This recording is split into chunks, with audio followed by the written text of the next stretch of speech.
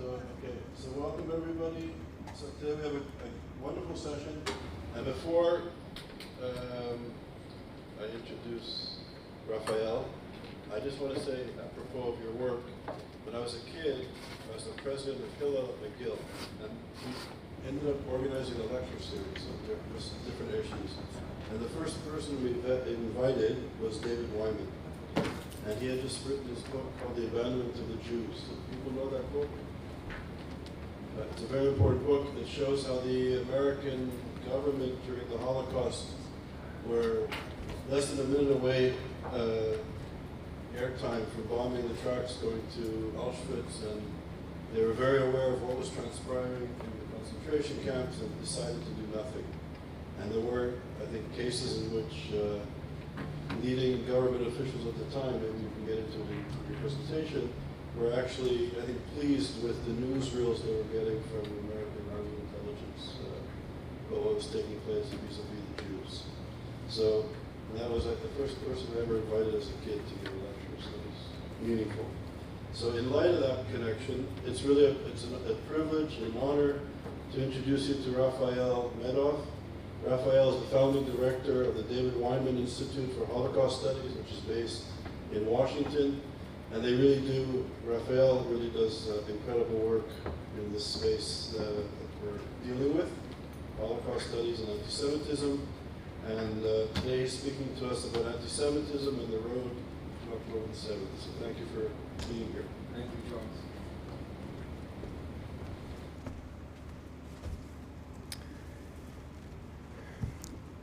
Like all of you, I awoke to the news of the October 7 massacres with shock and disbelief. And I think much of what stunned us about what happened was that it seemed so new and different from the news of small-scale terrorist attacks against Israel to which we had been accustomed. What I want to present to you today is my case for how what happened on October 7th was not, in its essence, new or different, but in fact was part of a continuity going back 1,500 years. That it was part of what I've described as the eternal war against the Jews.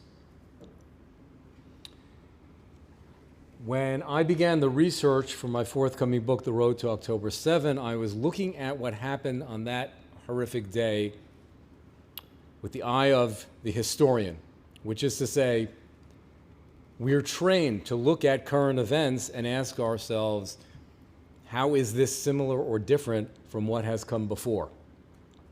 Obviously, October 7th was different in certain important ways. As the news media are fond of saying, this is the largest number of Jews killed in any one episode since the Holocaust. And so that's true, just in terms of the numbers. But of course, the numbers tell only part of the story. And what I see from the historical record, in fact, is that in its most important elements, October 7th is carrying on what Jews around the world in various communities at various times have been subjected to, going all the way back to the Middle Ages. I'm going to argue in my remarks and in our discussion that the similarities, the continuities, are manifest in three major areas: in the methodology used by the perpetrators against their Jewish victims, in the ideology underpinning the attacks, and in the propaganda used to educate those who became the perpetrators. Methods, ideology, propaganda.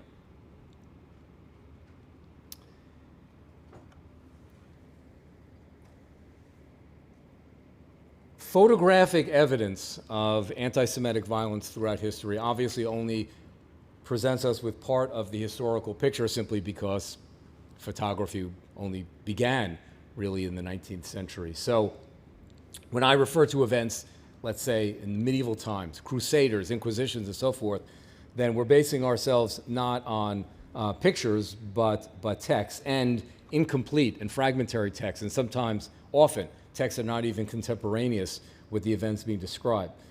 But once we begin to approach the modern era, then we have photographs. And when you look at photographs from October 7, and then you look at photographs of other episodes of anti-Semitic violence, they present a portrait which is both gruesome and tragically familiar.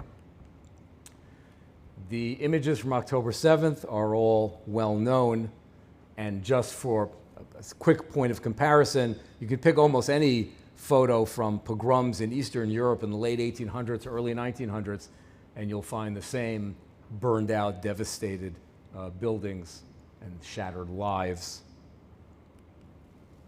Victims of a pogrom in Russia in 1881. 60 years later, a different country in Europe, German-occupied Lithuania, a massacre carried out primarily by Lithuanian collaborators with German supervisors. The comparisons, the similarities between the earlier instances of anti-Semitic violence on October 7th, I have found striking. Now, in the book, I begin with the Crusades and the by now familiar story of rampaging mobs attacking defenseless Jews. In both medieval Europe and in the Middle East on October 7th, the attackers were, of course, motivated by religious ideology. Two very different religions, obviously, medieval Christianity, modern-day Islam, or a version of Islam, but both ultimately motivated by a belief that what they were doing had divine sanction. Maybe it was even being done by divine command. That's true as well for the pogroms in Eastern Europe in the late 1800s and early 1900s. Sometimes we forget, but those who carried out pogroms in Tsarist Russia and Ukraine a little later were what we would today loosely characterize as fundamentalist Christians. They were deeply imbued with the sense that the Jews deserved to be violently punished because they had rejected Jesus. It wasn't a religious crusade per se, but the fundamental beliefs that underlay it were there, whether in Russia in 1881, as in this picture, or in what became Germany or what became France in the Middle Ages. I refer in the book also to the inquisitors. Obviously, the Spanish Inquisition was not the same kind of anti-Semitic violence to which we are generally referring in today's discussion, but again, it was a long and brutal episode of torture and murder of Jews, driven by a religious sentiment. I'm making reference again and again to the fact that religious ideology is one of the points of commonality in looking at past anti-Semitic violence on October 7th. And one of the reasons I'm doing that is because even into modern times, and even when the country changes, when the language changes, we continue to see extreme religious sentiment as a basis, often a major basis, for violence against Jews, but not just against Jews, as I want to show you with these next couple of images, but also, very importantly, striking at images and objects that are representative of Judaism, of the idea of the Jew and the idea of the Jewish people. In this scene from a pogrom in Tsarist Russia, 1903, we see that among the various areas of destruction was this attack on what was probably a synagogue. Could be a base midrash, but it's probably a synagogue. And you see that there's been a deliberate targeting of Torah scrolls and other sacred literature. It's important to think for a moment about what's involved in attacking specifically Torah scrolls, as opposed to just attacking Jews, which is obviously the major aspect of any of these episodes of anti-Semitic violence. But this is something different, because a Torah scroll is not sitting out like this, waiting for somebody to see. A Torah scroll in a synagogue or in a house of study, a Beis Midrash, it's rolled up with two heavy wooden rollers, and it's not placed out in the open. It's inside a closet, a kind of a small ark or aron, meaning that the pogromists in this particular case had to take the time to stop whatever else they were doing, to think about it, and then go to the trouble of finding the aron, opening it, pulling out these extremely heavy scrolls, unwinding them in order to get at them, and then they could complete their attack. But my point in emphasizing the time and attention and care involved is that it leaves an individual a lot of time to pause, to reconsider, to think just for a split second, hey, maybe this is a vile thing to do. Maybe this is not the appropriate thing to do. And yet that's not what happens again and again in these cases. Rather, there's a specific intent to strike at the symbol of Judaism, the Torah scroll, and no doubt other sacred literature, prayer books, etc., that are also strewn about on the floor. This phenomenon of specifically attacking objects of Judaism, we find it again and again. For example, in the Palestinian Arab pogrom that took place in the city of Hebron, in British Mandatory Palestine, in 1929. So I've selected for our discussion here a photograph which is not the typical photograph of the people who were murdered, maimed, raped, mutilated, but rather of a synagogue that was attacked during that pogrom. And I want to pause to note, in a typical synagogue, during most of the day, there's nobody around. The building is typically empty. People congregate in the morning for morning services, again, in the early evening. But if it's a weekday, if it's not Shabbat or a holiday, but it's a weekday, then there's not really anybody there. So somebody bursting into a synagogue with evil intent is not there primarily to murder people, again, on a typical day and the typical hours, but rather has the very conscious and deliberate intention to strike at Jewish holy objects. You see the piles of torn up papers. Those are Torah scrolls, prayer books, other sacred literature that has been destroyed. The pogromists took the time out from slaughtering and maiming Jews to attack a Jewish religious symbol. That's 1929. The next image is from 2000. So now we're getting very close to our own time. This is a scene from a Palestinian Arab mob attack on a Jewish religious site in the city that is governed by the Palestinian Authority, known as Nablus in Arabic and in English, as Shechem in Hebrew. It is a Jewish religious site because it is believed to be the burial site of the biblical patriarch Joseph. And on Rosh Hashanah, and I'm stressing that, in the year 2000, this mob attacked that site, driving out the Jewish worshipers and then proceeding to ransack it, but in a strikingly demonstrative way. Again, it was on Rosh Hashanah. That is a point worth noting, I'll return to in a moment. But look closely at what the attackers are doing. The document on the ground is known as a mizrach. It's a large poster-size religious object which has on it prayers and is found especially in Israeli synagogues.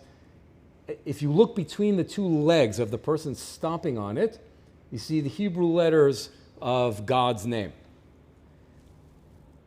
It's an interesting thing to be stomping on a mizrach because the mizrach is not just a piece of paper, which if you stomp on it, you tear it apart. It's laminated. It's in a heavy plastic coating. So he's not actually damaged it by stomping on it, But you see, as he does, and as the other people around him are all sort of smiling with glee, there's a second man with a large club also smiling, and he's hitting the document with the club. Again, hitting a large laminated piece of plastic with a wooden club is not going to do much damage, but it's the symbolism. It's the symbolism for these extremists to feel that they are part of Islam stomping on Judaism. The connection to October 7th, I guess, is obvious. Hamas chose a Jewish religious holiday, Simchas Torah, for the attack. Think about that for a moment. A normal, logical military commander chooses a date and a time for an attack which is to maximum military advantage. You don't choose a date based on whether it's somebody's holiday or not. We know now, by the way, that Hamas was seriously considering carrying out this attack much earlier that year. For various reasons, changed its mind. But the original date, the original planned date for the attack, also was not chosen on the basis of whether, the weather or the Israeli troop formations, whatever, would be the ideal time from a military point of view. No, they were originally planning to attack on Passover. So it's a Jewish religious holiday, and then when they had to postpone it, they postponed it to another Jewish religious holiday. It's a fundamental lack of logic in that, because, as I'm arguing, what's driving anti-Semitic violence throughout the centuries is not a logic at all, but rather a fanaticism seeped in a certain religious interpretation, or interpretation of their religion, but not one based on ordinary military considerations. The Yom Kippur War in 1973, the Arab invasion of Israel in 1973, took place on the most sacred day on the Jewish calendar. Not the day that the Egyptian and Syrian armies would have the greatest advantage, but rather the day that symbolized the Jews and their religion and their God, as if, and it is to them, a war of Allah against the infidels. The methodology that has been used in anti-Semitic violence over the centuries obviously has changed in certain respects thanks to scientific advancement. When we looked at some of these earlier pogroms, of course, the methodology was comparable, that is, personal and up-close murders of individuals. Once the Germans had perfected a more advanced technique, something more efficient, then they changed to that. But in many of the cases we're talking about, going all the way back to Crusader times, then it was the crudest instruments of murder and torture that were available at the time. The interesting thing, the fascinating thing about this kind of violence was considered at length in Daniel Goldhagen's famous book, Hitler's Willing Executioners, published in 1995. Goldhagen was writing about a German reserve police battalion, Order 101, that was deeply involved in the period of the Holocaust that we today refer to as the Holocaust by bullets. That is the period from mid-1941 until the spring of 1942, when more than 1 million Jews were murdered in Eastern Europe, in German-occupied territory, but through mass executions, often individual executions, before the gas chamber technique was perfected. The Goldhagen was examining this particular battalion, a reserve battalion, so these were not young recruits, but these were men with families and children, and asking the question, how is it possible for someone to carry out a gruesome murder of an unarmed civilian at close range? Something which we saw on October 7th on a mass scale. Because very often the pattern of these mass executions involved Jews being taken by truck from a particular town to a nearby forest or ravine, and then removed from the truck. And in the cases that Goldhagen was looking at, an individual German reservist would each take one Jewish man, woman, or child from the truck, and then lead that person some yards away to their death. So the process, as he showed, involved some time for the perpetrator to think about what he was doing. Sometimes he would be walking side by side with a small child, and this might be someone who had children of his own at home, walking through a forest area. He might very well have taken walks in the woods with his own children, and might do so a few months later if he was given time off. And then shooting that person at point blank range, keeping in mind the very gruesome nature of such a killing because it involves the perpetrator being splattered with blood, etc. In other words, it's a particularly vicious type of crime which normally we would say is contrary to human nature. I think it's fair to say that's against, that it violates what the ordinary human being would think is acceptable behavior. And yet, it was done again and again and again by men who could have requested to be relieved of that duty without being punished, Goldhagen shows, and yet very, very few ever did. A vast majority willingly went along with this process. I thought a lot about Goldhagen as I read more and more of the details of the October 7th attacks, because so many of those atrocities involved perpetrators being within very close proximity of their victims. And not just those who were engaged in sexual violence, but burning down a house where someone stood a few feet away and you could see who was inside. Or, of course, shooting people at the music festival and elsewhere, again, at very close range. It's not the kind of behavior most people, I think, are capable of or would ever be willing to do, even if they were given orders. So Goldhagen, of course, came to the conclusion that there was something unique about German anti-Semitism that helped build a resistance, help build up a resistance to having any qualms, having any second thoughts about engaging in anti-Jewish violence. He called it eliminationist anti-Semitism. He made the case, I'm not going to argue the case here, but he made the case that the way in which anti-Semitism was spread in Germany through both secular and religious channels during the 1800s and into the 1900s had an important foundation, the idea that the Jews had to be eliminated. That it wasn't enough just to suppress them or to discriminate against them, but they had to be eliminated, whatever that would mean.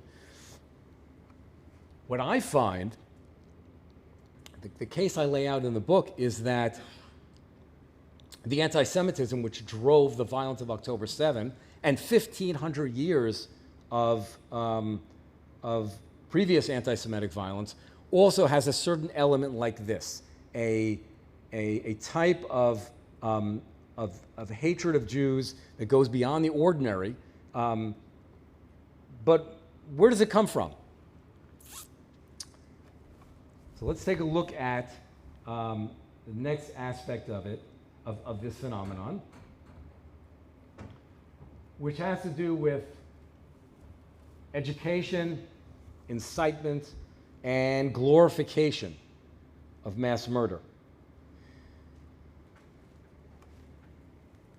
This is a sculpture from the 1300s in Germany, honoring the leader of a number of pogroms, Arnold von Isgheim,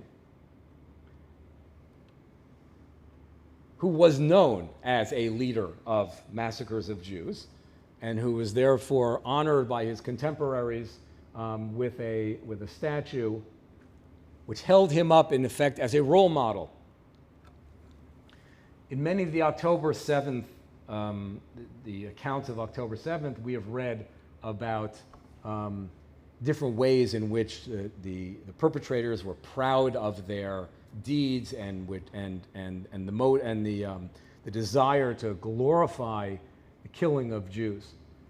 What I want to suggest is that the idea of holding such a person up as an exemplar and as a hero is something that was not invented on October 7th, but rather which we can find even in contemporary times in certain societies, especially in the territories governed by the Palestinian Authority.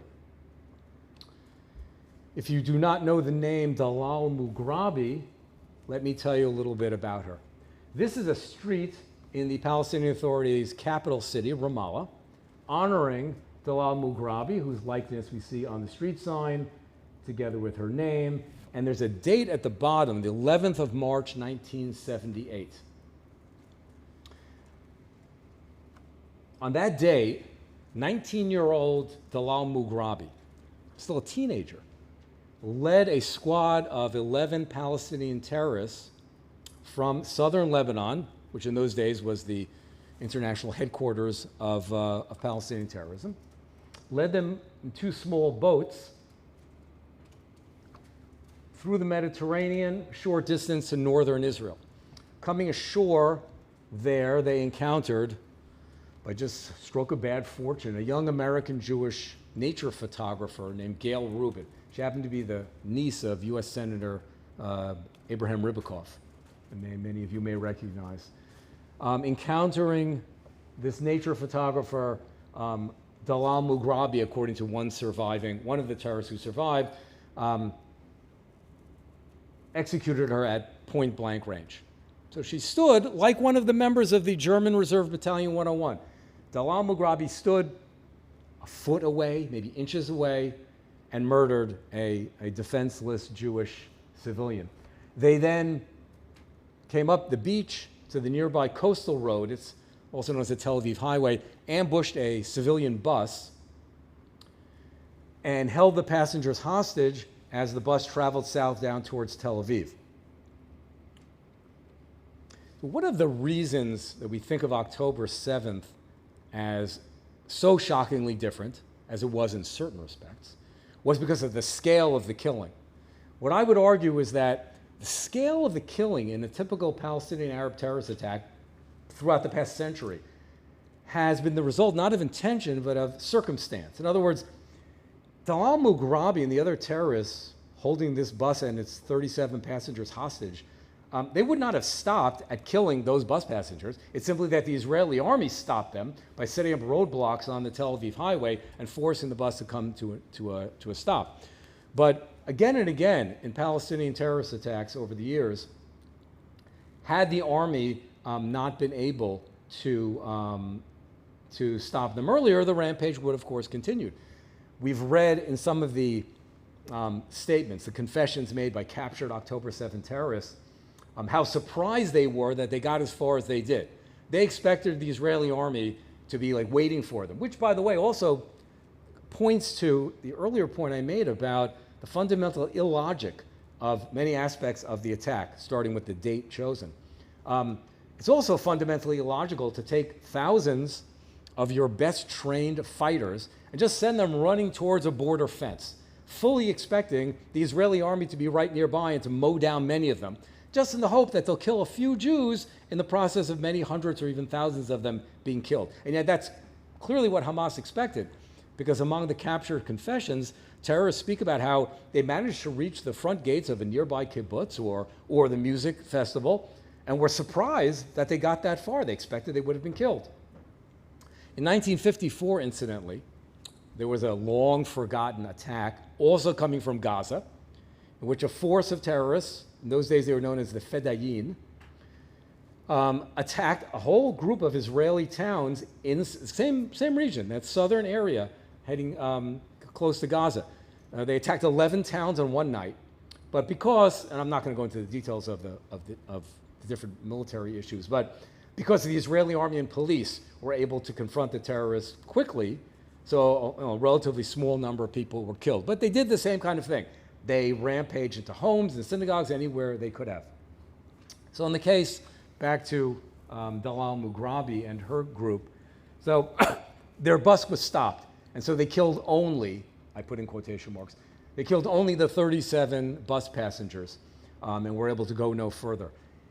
One of the terrorists who survived, 10 did not, but 9 did not. But one of them who survived and was put on trial, in his courtroom testimony, described a moment when the bus had caught on fire from terrorist shooting and Israeli soldiers shooting at them and so forth.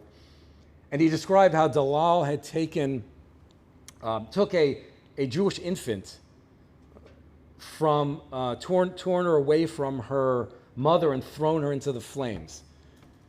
In a scene which, when I read that, sounded so much to me like countless scenes from the Holocaust or from the descriptions of other pogroms and other anti-Semitic episodes over the centuries. In any event, what's most remarkable about the case of Dalal Mughrabi is that she is perhaps the single best known symbol of Palestinian Arab nationalism to the Palestinian Authority. The date, March 11, 1978, is celebrated every year with television shows and radio shows that the Palestinian Authority broadcasts about the great heroine, Dalal Mughrabi, presenting her as a role model to young Palestinian children. This is the kind of woman that should grow up to become. Some of you may recall that a year or so after the Oslo Accords were signed, there was an incident involving Yasser Arafat, which probably was one of the first points at which some Israelis began to feel more skeptical about whether the accords would hold. And Arafat gave a speech which came to be known as the Abir and Dalal speech. He was giving the opening, the address at the opening of the school year. He was speaking at a girls' school in Gaza. And the whole speech was about Dalal Mughrabi and a second young female Arab terrorist, whose name was Abir, so Dalal and Abir, describing to them how these girls should grow up to be like Dalal and Abir, who sacrificed their lives so they could kill Jews. When we think about the perpetrators of October 7, we're talking primarily about young men, 18, 19, in their 20s. How did they get to be such savage killers? No one is born a killer. Killers are made, not born. They're taught, they're trained. Every perpetrator of October 7th had, until just a couple of years earlier, been a student in a Palestinian school, in this case in Gaza. The schools in Gaza have been run by Hamas, of course, for a number of years, but for most of the years of Palestinian self-rule in Gaza, it was run by the Palestinian Authority.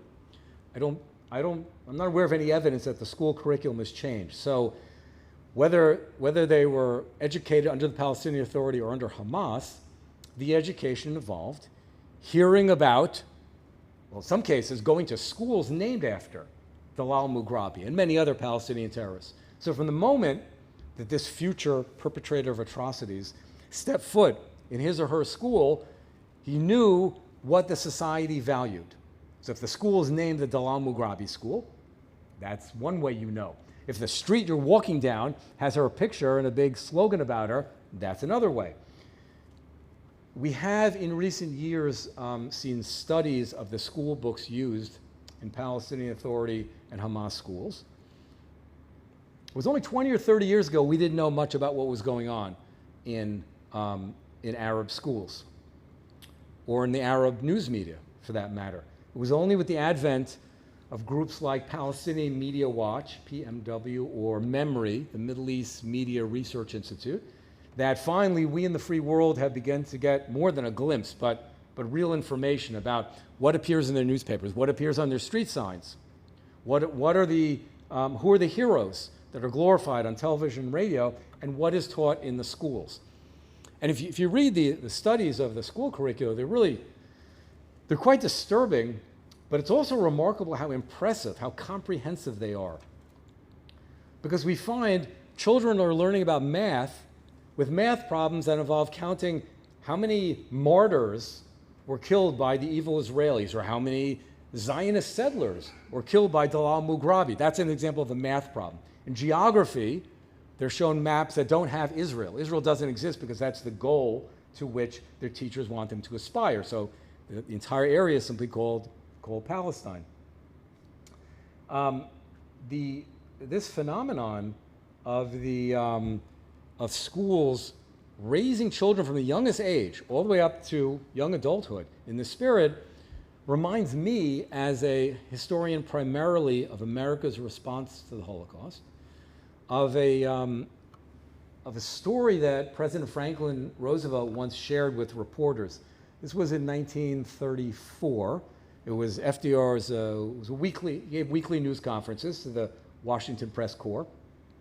It was a time of growing tension. It was early in the Hitler regime, but a time of growing tension between Germany and France. And a reporter asked the president whether he thought the French people were justified in being worried about possible German aggression. In other words, were these new Nazi rulers, were they really so dangerous? Were they really serious?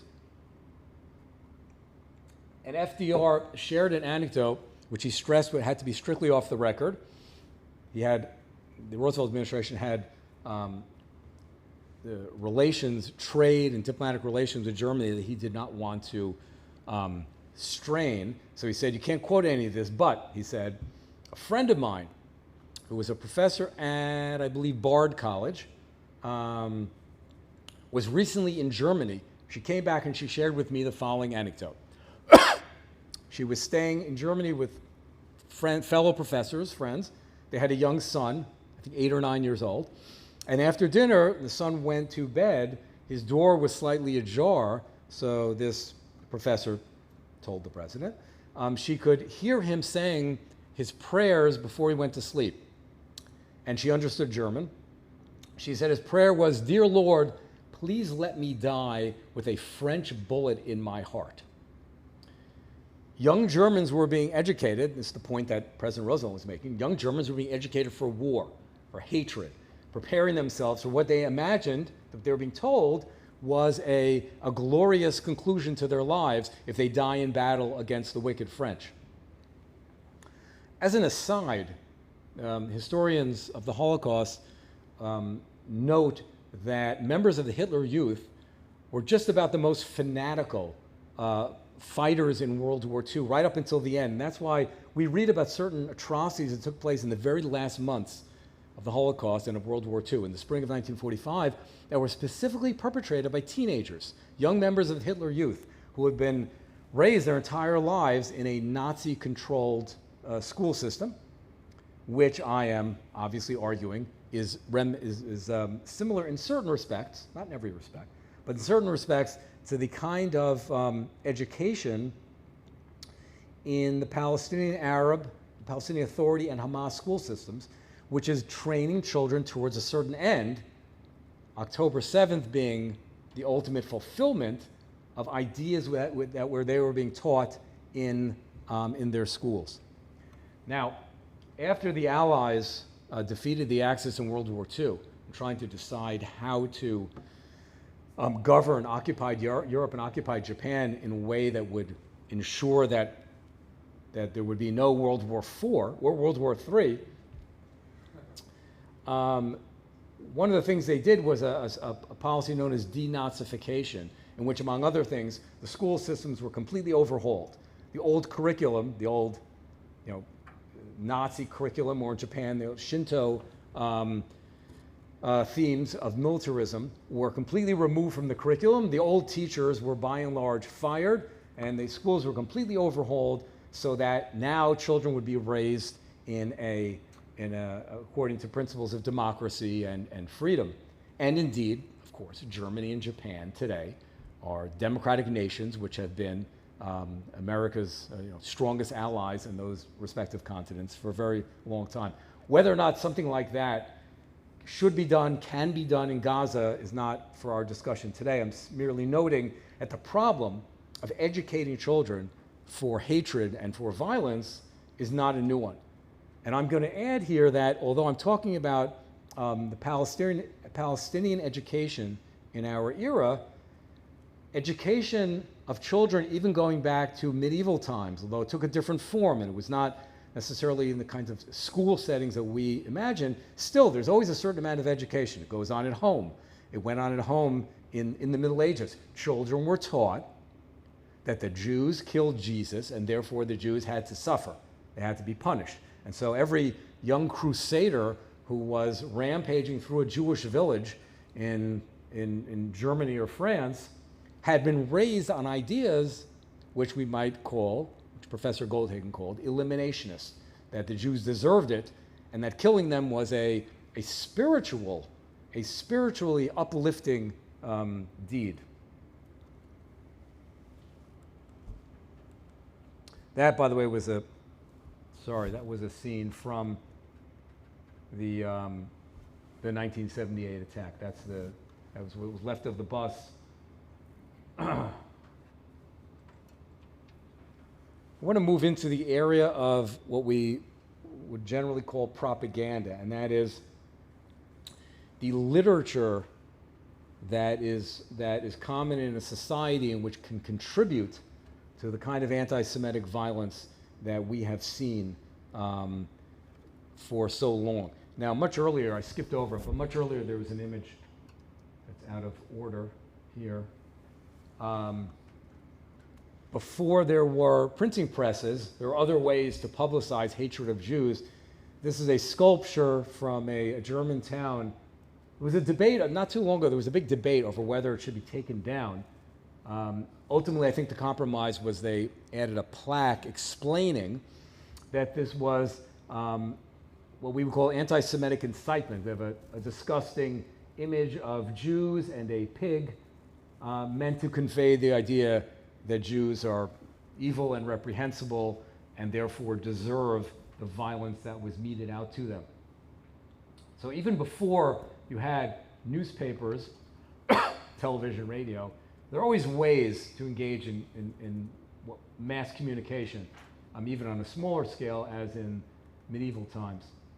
But nowadays, well, let's say in the last century, the printing press has provided a great new vast method for spreading hatred of Jews. I'm showing you a particular type of illustration because the imagery is significant. That is the imagery of the spider, of a type of insect which most people find frightening and repulsive. Tarantulas, this one looks more, kind of like a tarantula. Tarantulas can be poisonous, of course. And in this piece of anti-Semitic propaganda from France in the 1930s, the Jew was presented, you could have presented, a Jew with just, hands clawing at the globe, and there are many images like that. But the idea of turning the Jew into some kind of dangerous vermin is, I think, a specific intentional type of dehumanization, because it's a lot easier to act violently towards a dangerous insect or a rodent, of course, than it is to an animal. If you believe that something is less than human, then it's a lot easier to treat it as less than human. The spider image, of course, was very popular in literature in Nazi Germany. These kinds of images were among the things that those German school children to whom FDR was referring. They were seeing these kinds of images every day. They were shown in schools. They were in all the newspapers controlled by the Hitler regime. And they likewise promulgated the idea of the Jew as a dangerous insect, innocent Christians caught in his web, something that has to be dealt with swiftly and preferably violently. Sadly, similar dehumanizing images show up sometimes in contemporary anti-Semitic literature. This is an example from the Palestinian Authority's official daily newspaper, Al-Hayat Al-Jadida, in 1998, in which Jews are depicted as termites. Notice that the little Jewish termite figures at the bottom, each one has a yarmulke on his head. The Palestinian Authority, everybody knows that the majority of Israelis do not wear yarmulkes. The majority of Israelis are secular. But the yarmulke is a symbol, in the same way that the earlier desecration of Jewish religious Torah scrolls and other religious literature, they were symbolic. The yarmulke has become the symbol for the Jew in this ugly caricature. That was 1998. I wanted to bring in another example from more recent times, just last year. So 26 years later, but we still have the same intent, and that is to present a Jew as a dangerous kind of something less than human. In this case, you see the scorpion, obviously potentially deadly, with bulldozer-like hands. You squash a scorpion. You don't make peace with scorpions normally. You don't coexist with them.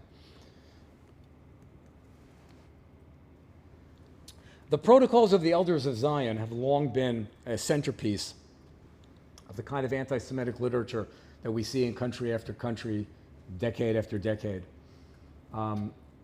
Originally created by the Tsarist Russian police, it purports to expose a worldwide Jewish conspiracy, which remarkably has shown up and continues to show up in different languages, different countries over the years, but continues to command the attention and the belief of a surprising number of people. This is just an example from France. Here's a more recent one from Syria. The protocols have had a very long life in the Arab world. The first Arabic translation appeared in 1925. There have been numerous editions since then.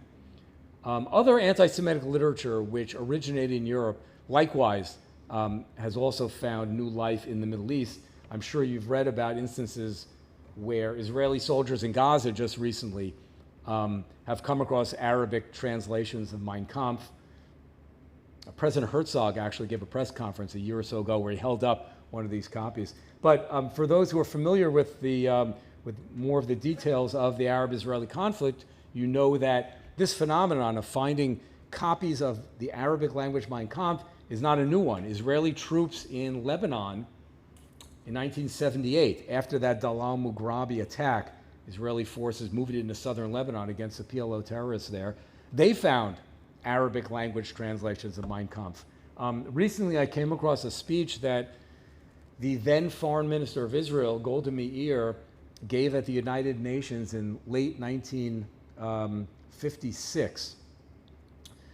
Israel had launched a strike against terrorists in Gaza and Egyptian army bases in the Sinai in 1956, and Foreign Minister Meir was explaining to that assembled body why the Israelis felt compelled to take preemptive action, why the Egyptian dictator Nasser was such an immediate and overwhelming threat to Israel that Israel had to strike first.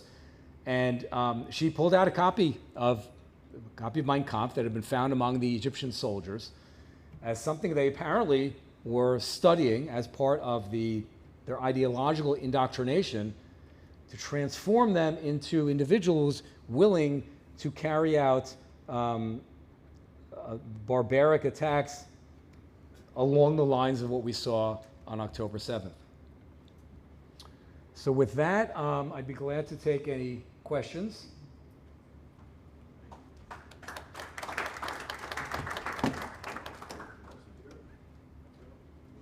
Yeah, I guess I'll stay here. No, let me come.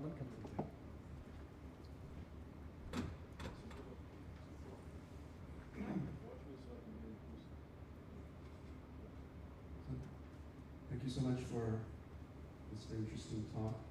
I was just wondering, you were mentioning the Goat-Hagen book, which is, of course, it has the merit of pointing out the eminent role of anti-Semitism in the Nazi mechanism of elimination. But of course, the book was also very much criticized, since Goat-Hagen wanted to understand German anti-Semitism, at least from the beginning of Romanticism. So he thought that it was inherent somehow in German culture. So it seemed to be a kind of overstretch.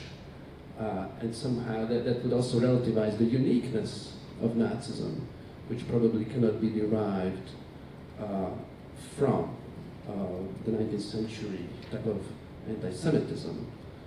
But of course, this was also a response to the book of Christopher Browning, who thought that the perpetrators were ordinary men, and anti-Semitism and anti-Semitic ideology did not play a great role in the murder of the Jews in the Holocaust by bullets, which is also, of course, a very debatable position. So Goldhagen has certainly this very, and I was just wondering if, so if you, isn't there also a kind of an overstretch when you talk about Middle Ages and middle anti-Semitism during the Middle Ages, referring to the Crusades, for example, which were, of course, a very cruel period. But the Middle Ages was very heterogeneous. There were periods where Jews were living in relative peace and even prosperity. So isn't there a danger of overstretch in the sense that we are constructing some kind of a homogeneous notion of eliminationist anti-Semitism, and therefore we fail to understand what is going after what's happening in the 19th century, especially with the Nazi eliminationist anti-Semitism. Just to push you, why do you think your point is what's the rationale behind your show the? It's just that there are different types of anti-Semitism, and I think we should make clear also the differences and not only the similarities, and especially talking about eliminationism and the Nazism. So we have to point out the uniqueness and this exceptional nature of Nazism.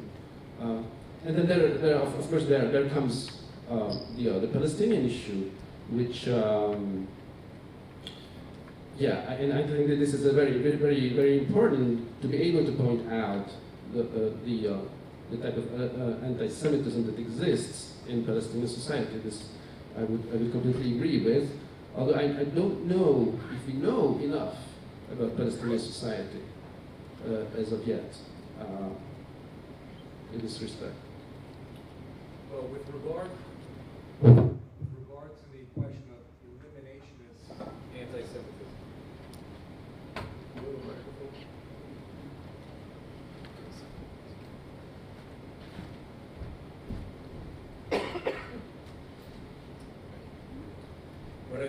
what I think is important about Goldhagen's book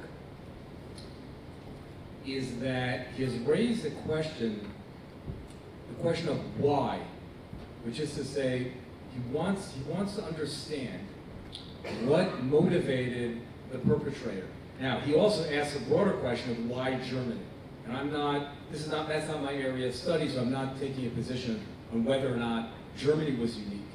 But the concept of eliminationist anti-Semitism, I think, is a very important one.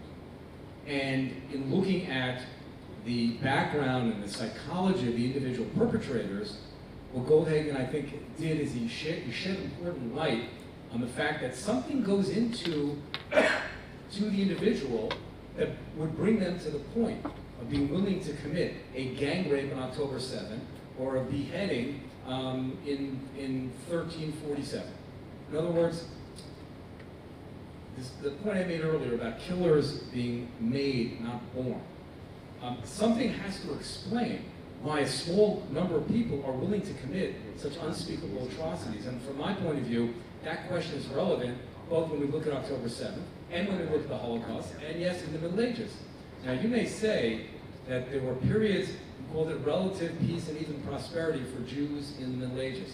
And that's not my time period at all, but I would take issue with phrasing it that way. Because relative peace is a very elastic term. And if that means that people are living as second or third class citizens, suppressed, discriminated against, subject to the threat of violence at any time, well, that's not relative peace. It's peace in the sense that they're not being actively taken to gas chambers.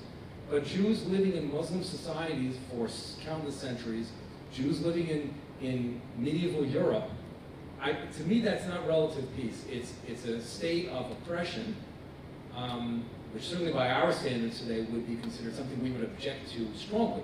Put it in the context of that society, a lot of people were oppressed, true. But I still would be careful about using a term like relative peace. I don't know what you mean by prosperity. I assume you mean a small number of Jewish traders probably did better than most ordinary Jews. There's no doubt that's true. I'm just urging that we use a little caution and making it seem like maybe things weren't quite as bad as we imagine. But you're right, of course, to say that there are differences in each of these situations, and but I am tracing the similarities. I'm doing that partly for this reason. When we look at different periods of history, different countries, different languages, different societies, the natural thing is to feel like they're all different. And you don't imagine that a crusader in 14th century Europe has anything to do with an Arab terrorist in 1978. But the case I make in this book is that there are also strong similarities. They're not identical. The differences are important to note and to keep in mind, because history is there's a variety of flavors and a variety of circumstances. But nonetheless, I find again and again that the similarities are most striking.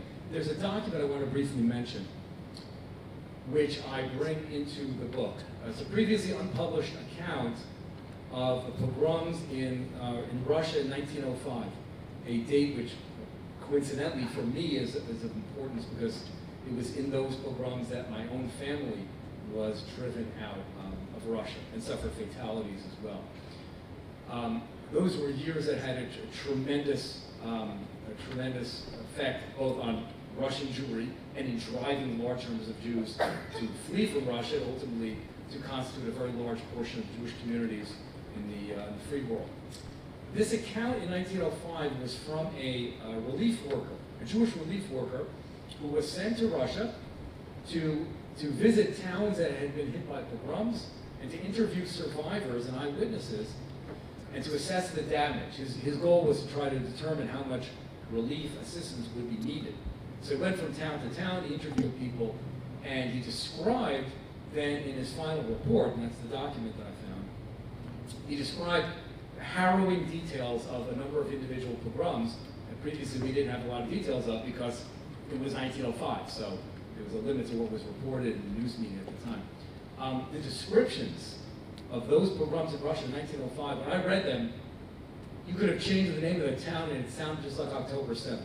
There were even allusions to sexual violence couched in the language of that term. There are a lot of phrases like, they dishonored the young girls. But we understand what that means. I mean, the writer was writing in the language of his era and trying to protect the dignity of the victim, so he handled it in that way. But it all sounded like something straight out of October 7th. So that's what I found, and that's why I've characterized it in this admittedly broad term, subtitle of the book, The Eternal War Against the Jews. Because looking at it broadly, that's how it seems to me as a historian. And I'm going to also ask, what did you mean by saying that we don't know enough about Palestinian society? Who are we? So maybe I don't know enough. So of course, I would read a lot more about, maybe there's literature on this, I'm not sure. There's some wonderful literature.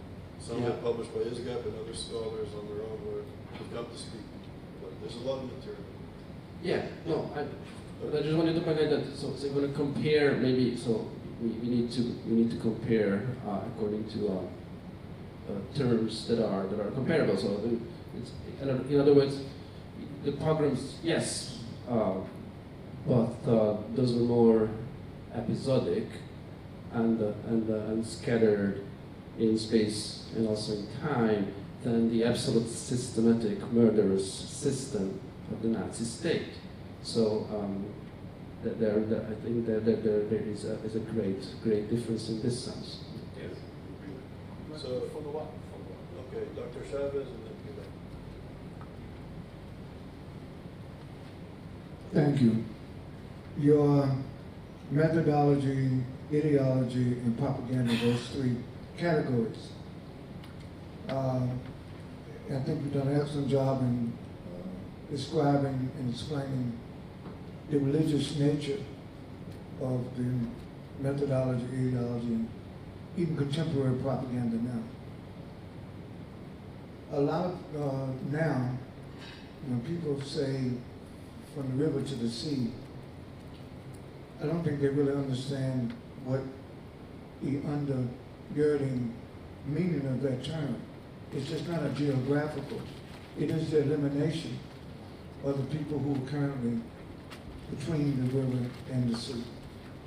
So my question is,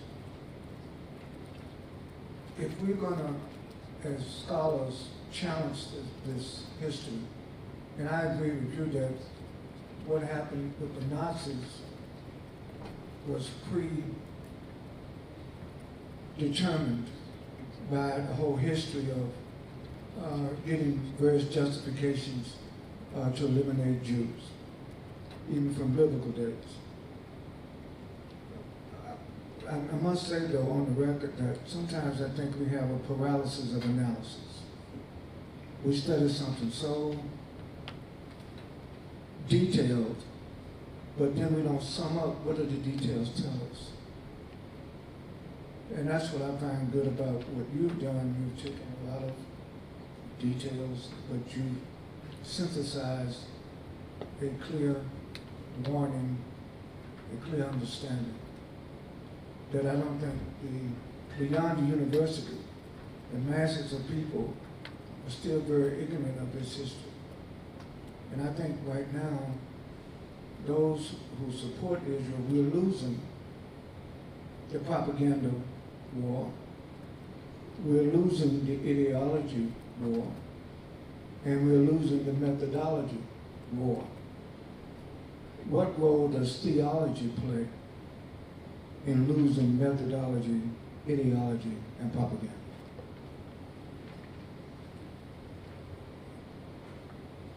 Dr. Chavez has raised a very powerful question about the role of theology in all this.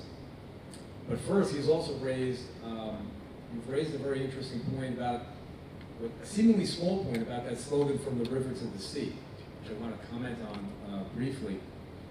So there were interviews with students, television interviews or video interviews with students at more than one campus, where they were asked, what do you mean when which river do you mean and which sea do you mean?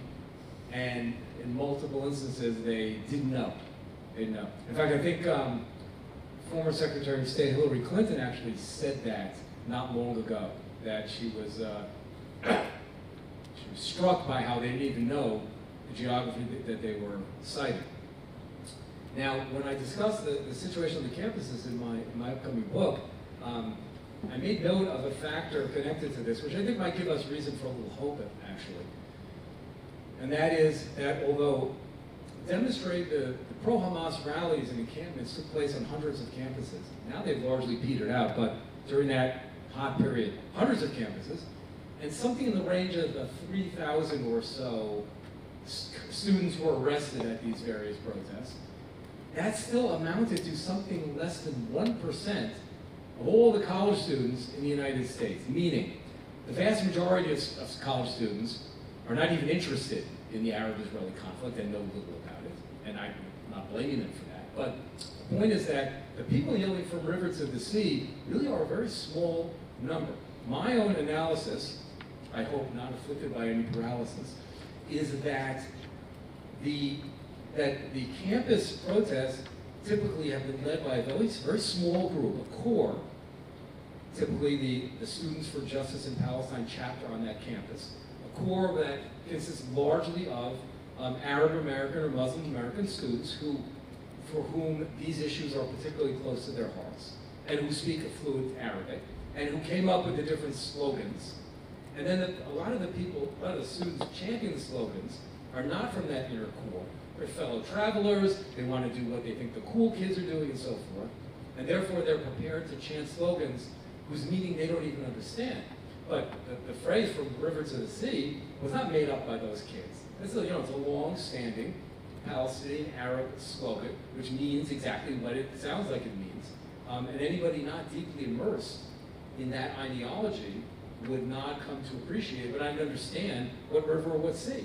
So you have the shocking sight of large numbers of people yelling something which is calling for the destruction of millions of people and not even knowing what they're saying. But it also means they may not necessarily believe what they're yelling. Oh, the core activists do. The militant Students for Justice in Palestine organizers, they do. And one can imagine their delight that they're able to in effect dupe a lot of other students into yelling it.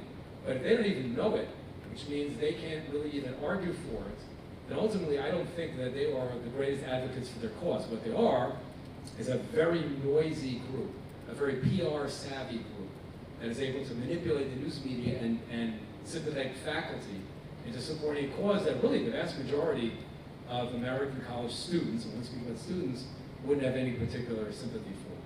Where does theology come into this? Well, in the case of the campus organizers, some of the radical organizers are obviously devout Muslims, or this is their interpretation of Islam, I want to stress. We see from their garb and from the language they use that for them this is a matter of religious expression. Part of, I guess, our challenge is to encourage other spokesmen for their faith to take issue with this very violent and destructive presentation of their faith. I have two quick questions.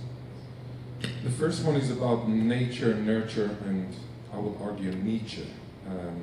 So you said that people are not born to kill, they're made to kill. Where does it come from, and is it not the case that we are not born equal? Some people are born with more capacity to kill than others. So whenever they ask about nature and nurture, I said Nietzsche. That's the first question. Where is your conviction that we are kind of all born innocent and coming from Judaically? That's the first thing, and it corresponds a little bit with Dr. Chavis. My second question corresponds with Bolaj. Bolaj asked a beginning of an important question.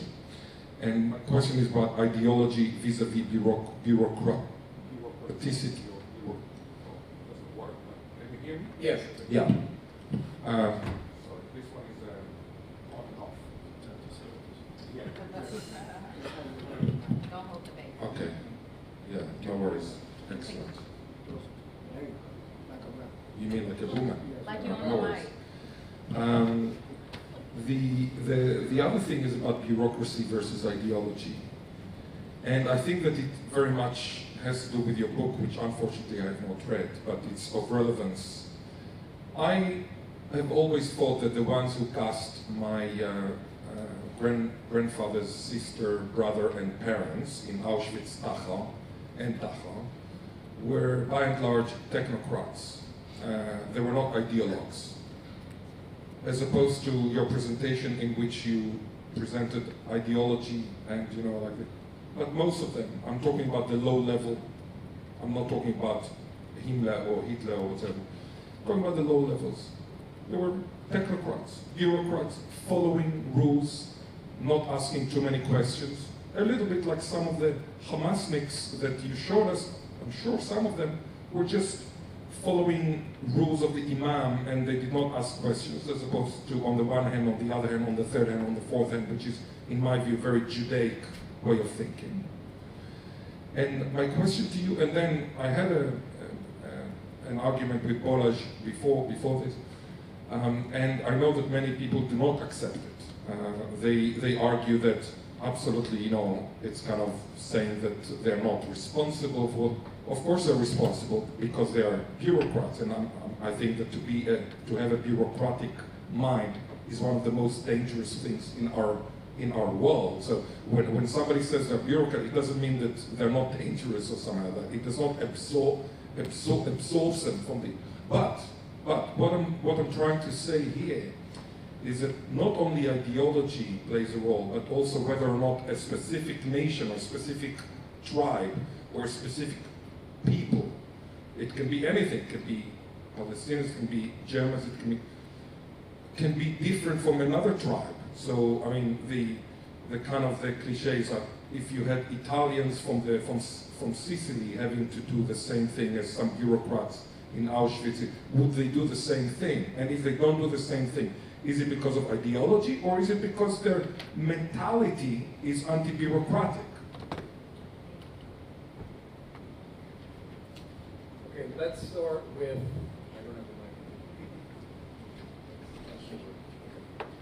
let's start with the question of nature versus nurture, which is a subject that I, as a parent, have thought a lot about over the years. Right? Any parent has to ask, is that kid really, is he really my kid? Or I didn't teach him that, where did he get it? So, it's an important question about human nature, which maybe it'll never be fully satisfied. But when you look at, let's say, American society, where I come from, okay, 99.9% of Americans are not serial killers, and yet there's a tiny number of people who commit multiple murders. Where do they get that from? Well, they're not getting it from their schools, because in our schools, our school system, unlike the Palestinian Arab school system, our school systems teach tolerance and coexistence and nonviolence and respect for human life. Are they getting it from their parents? I kind of doubt it. So you might say, well, there's something in them, something in their genes that is pushing them in a certain direction. Maybe. That's not my field. So I'm not going to speculate in that. But what do you do when you find a society, Nazi Germany, Gaza, where large numbers of people are willing to commit those heinous acts, where there are large numbers of the people we're calling serial killers, or in medieval crusaders, large numbers of people engaging in those kinds of acts. And that's where I suggest, well, we have to look at their individual background. What were they learning at school every day? What were they learning at home? What were they learning when they turn on their television or their radio, or go to a play or a movie? A totalitarian society, which is saturated in violent imagery, will produce a significantly larger number of violent and racist and anti-Semitic, if relevant, people than a society which is not. Now, you made a point distinguishing between what you call technocrats and other killers. So what Goldhagen and Browning were both looking at were people not who were operating, impersonal methods of execution, like dropping a canister of Zyklon B from a distance, anonymously killing people. They were looking at people who were individually murdering defenseless civilians at close range. By the way, I want to add a point. You mentioned the difference between Browning and Goldhagen. I just one thought here. I never thought the differences between Browning and Goldhagen were as significant as many people in that argument believe. And in fact, I quote Browning in my upcoming book for this reason. Browning also says that the reserve battalion members also were steeped in anti-Semitic ideology. Now you're right, and the other critics are right, that Goldhagen makes a much bigger deal about it. But Browning is not posing it as, non-ideological killers versus ideological killers. I think he recognizes the role of anti-Semitic education. He just doesn't think it was as significant. So just a side point. But there's a big difference between a technocrat who follows orders, like Eichmann. Eichmann's famous use of that phrase was because he sat in an office and was able to direct mass murder without ever personally putting a gun up against someone's head. But for the very large number of members of that police battalion and lots of others who put a gun right up to the face of a little girl and pulled the trigger, well, that's just not common behavior in a civilized society, but it's the behavior that I think we can expect if for years that person is being taught that, yes, these victims, these targets, they're less than human, they're harming us, and therefore they have to be killed. And that's relevant whether it was Nazi Germany in the 1930s or Gaza today. Or in a society that follows orders blindly, without ideology. For example? No, I'm saying, you say that to put a gun and you need to have this idea. You've just told us that in order to, for Eichmann, he was kind of a technocrat, a big technocrat, but the one who unfortunately has to kill the little girl, he needs to be he needs to have this ideologization that she's not a human, etc. I'm saying the opposite. I'm saying that Eichmann, who was a high level, he was actually an ideologue, but the one who actually puts it, if it comes from a society that follows orders blindly, and I can show you such societies today that you might not even think of them in the context of Nazism. In a society where people just follow orders blindly, when it comes from Eichmann, who is kind of let's say, up there, of course nowadays there are no commands like that. Like you saw it during COVID sometimes, how people acted in a very kind of Nazi in quotation marks way against others, etc. What I'm trying to say is that they will pull the trigger not because of the dehumanization, but because they just follow orders. No, so I'm going to respectfully disagree with you because every society has orders and rules and laws. You have to stop at that red light. So there are many orders that need to be fulfilled, to be followed in order to have a peaceful, well-regulated society. In order to commit an immoral act, to murder a small child, is so radically different that I don't think it's just a matter of following orders. I think there has to be something that has come to an individual through education, through religious influences, etc., that makes him go beyond what normal human beings would do. Now, the point about the technocrats versus killers versus personal killers is simply that it's easier for a human being to push a button. You all remember the famous experiments with Stanley Milgram's experiments with pretending to administer electric shocks to people in Connecticut in 1967. It's much easier to push that button and think you're delivering an electroshock than to personally press a gun. That's just a matter of whether it's easier or not. But still, when you're given an order, even to push a button to commit a horrible act to an innocent person, most people would not want to do that. Milgram was experimenting, well, would they do it in certain situations?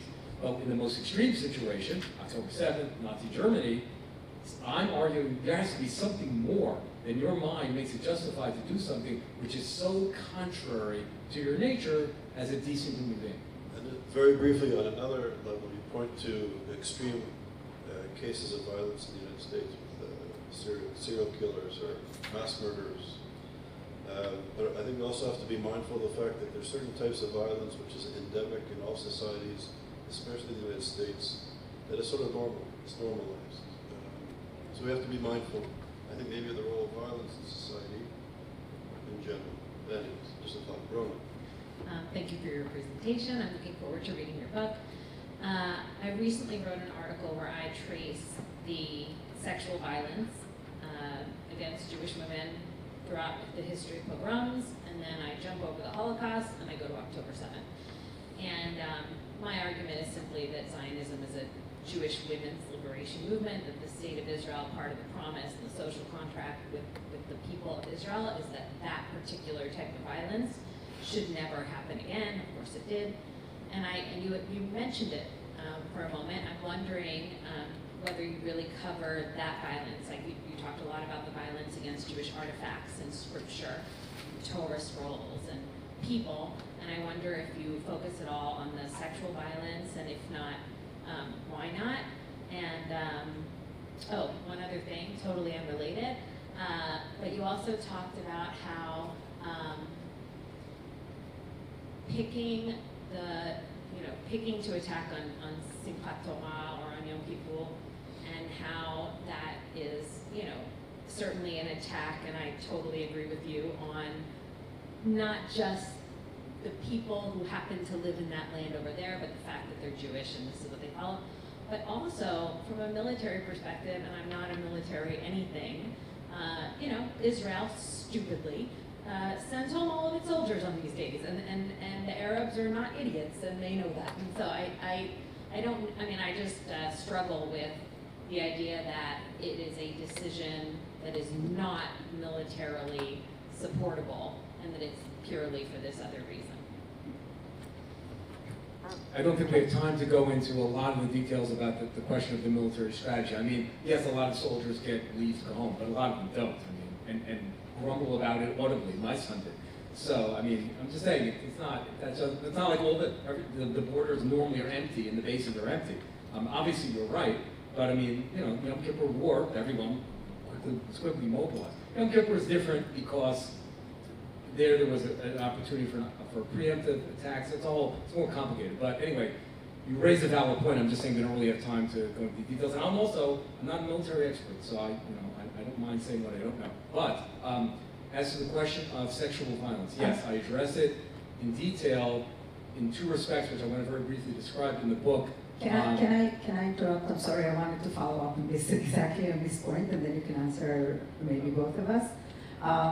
So as to sexual violence, as we know, the examples that you provided from Europe, Russia are very prominent.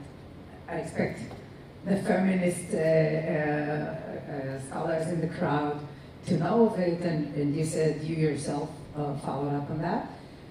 But to a substantial extent, this is not something that we've seen throughout the Israeli-Palestinian conflict. This is not something that the Palestinian terrorism has been using. And well, no, I'm sorry to interrupt you in turn, but please let her ask the question, and then you can respond. okay. Yeah, and that pertains, I think, so my contention will be very soon that this is something that they depicted from Daesh, from ISIS. But this question goes to, have you looked at what was happening with in the Arab countries, Muslim countries, in such, they're not called pogroms, but typical type of persecutions that were held against Jews in Arab countries, because that may be, in a way, more reflective of what we're seeing now as well. Okay. So first, I bring many examples into the book of sexual violence committed by Palestinian Arab terrorists against Jews in mandatory Palestine and against Israel in many attacks throughout the years. By the way, Hebron 1929, so that image was one example, but there are in fact, I found many instances. And so I argue actually that's one of the points of continuity, and that the difference is simply that there was more opportunity on October 7th, but yes, surprisingly and distressingly, sexual violence has been a feature of many Palestinian Arab terrorist attacks over the years. So that's just an aside. But it also goes to your question is, yes, in the book, by the way, I have my business card with my contact information is here, and has information about the book if anyone's interested. ISGAP is 10%. In the, more than that, actually. In the book, I address the question of the sexual violence on October 7th in two different ways.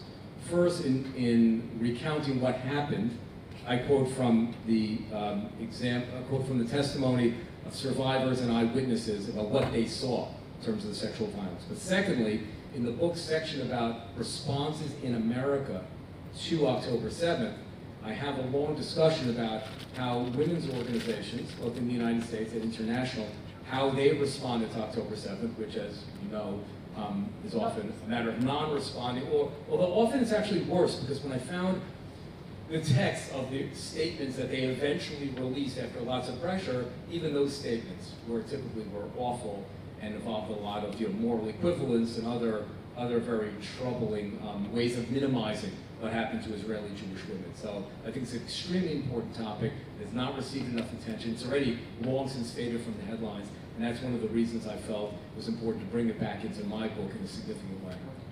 Thanks. So we're running out of time, but there's two questions. Please be concise, deep, and then Noah.